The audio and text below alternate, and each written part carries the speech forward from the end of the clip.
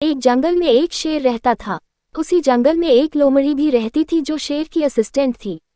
लोमड़ी जंगल में जानवरों का पता लगाती थी और आकर उसकी सूचना शेर को दे देती थी। शेर बड़ा ही खूंखार और क्रूर था।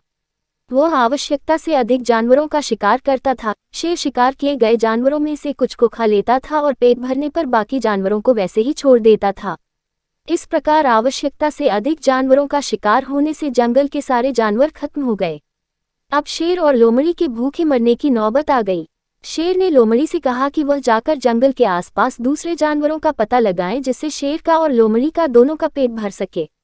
उसी जंगल से कुछ दूरी पर एक बहुत बड़ी नदी बहती थी और नदी के बीच में एक बहुत बड़ा सा टापू था। उस टापू पर सारे शाकाहारी जानवर जैसे हिरन, खरगोश, बंदर, बकरी, भीड़ आदि सदियों से रहते थे। नदी से घिरा होने के कारण टापू पर कोई दूसरा बाहरी जानवर नहीं आ पाता था। लोमड़ी शेर की आज्ञा मानकर जानवरों का पता लगाने निकल पड़ी। उसे अपने जंगल में कोई भी जानवर नहीं मिला। थक हार कर लोमड़ी नदी किनारे बैठ गई। तभी उसकी नज़र दूर बने टापू पर पड़ी। लोमड़ी ने सोचा अवश्य ही इस टापू पर कुछ जानवर रहते होंगे। ऐसा सोचकर लोमड़ी तैरकर टापू पर जाकर देखती है तो वहां बहुत से शाकाहारी जानवर थे, किंतु कोई भी मांसाहारी अथवा शेर को चुनौती देने वाला जानवर नहीं था। ये देखकर लोमड़ी बहुत खुश हुई और अपने जंगल लौटकर उसने शेर को सारी बात बतलाई। लोमड़ी की बात सुनकर शेर बहुत खुश हुआ और उसने लोमड़ी को शाबाशी दी।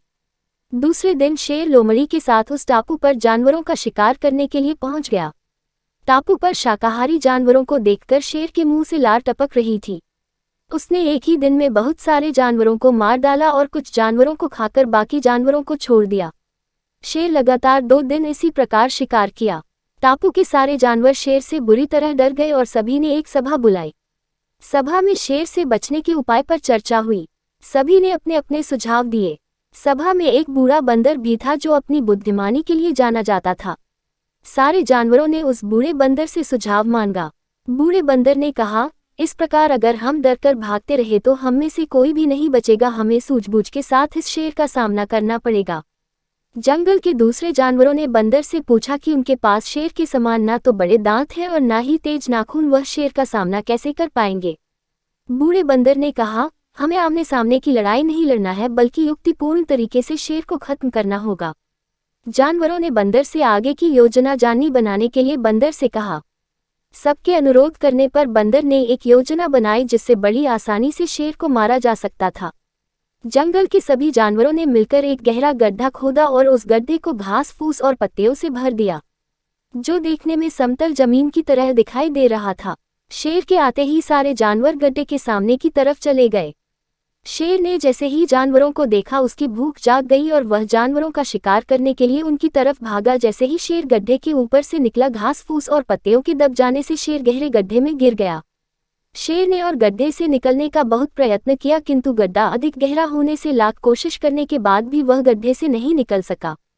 शेर के साथ साथ उसके पीछे भागते हुए लोमड़ी भी गड्ढे में गिर गई। भूख और प्यास से शेर और लोमड़ी दोनों की गड्ढे में ही मौत हो। इस प्रकार बंदर और जानवरों की चालाकी से उन्हें शेर से मुक्ति मिली और सभी जानवर पहले की तरह हंसी खुशी से रहने लगे। शिक्षा। शेर और बंदर की कहानी से हमें शिक्षा मिलती है कि बुद्धिमानी से बड़ी मुसीबत का सामना आसानी से किया जा सकता है।